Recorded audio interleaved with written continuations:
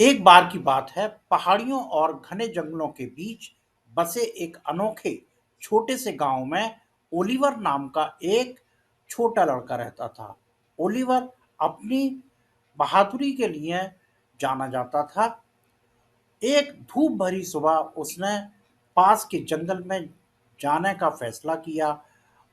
यहाँ अफवाह ये फैली हुई थी कि वहाँ पे जादुई जीव घूमते हैं।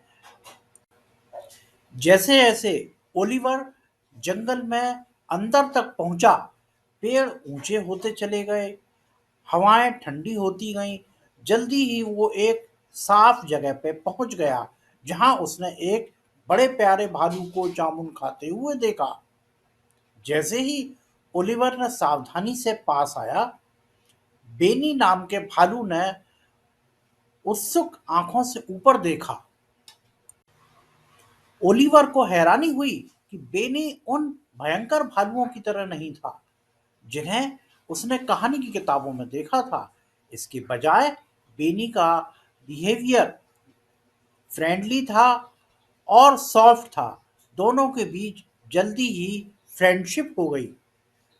ओलिवर ने बेनी के साथ अपना नाश्ता शेयर किया और बदले में बेनी ने ओलिवर को जंगल के चमत्कार दिखाए।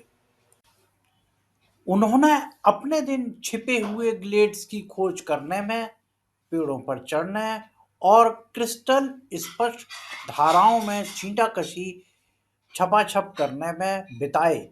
बेनी ओलिवर का एक वफादार साथी बन गया, हमेशा उसके साथ।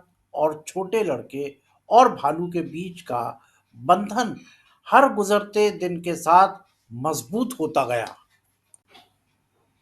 जैसे जैसे मौसम बदलते गए, वैसे वैसे उनके द्वारा शेयर किए जाने वाले रोमांच भी बदलते गए। सर्दियों में बेनी ने ओलिवर को एक आरामदायक मांद बनाना सिखाया और जमे हुए तालाबों से मछली पकड़ना सिखाया। बसंत ऋतु में खिले हुए फूलों के बीच डांस करते थे, कहानियां सुनाते थे, आगे आने वाली अनंत संभावनाओं के बारे में सपने देखते थे। ओलिवर और बेनी भालू की दोस्ती की खबर पूरे गांव में फैल गई।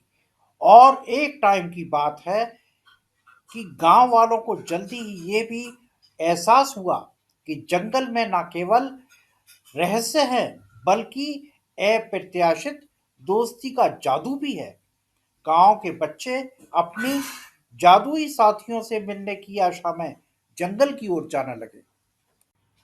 जैसे जैसे साल बीतते गए, ओलिवर और बेनी की दोस्ती पक्की हो गई। वो गांव में किंवदंतियां बन गए और उनकी कहानी पीढ़ी दर पीढ़ी चलती रही।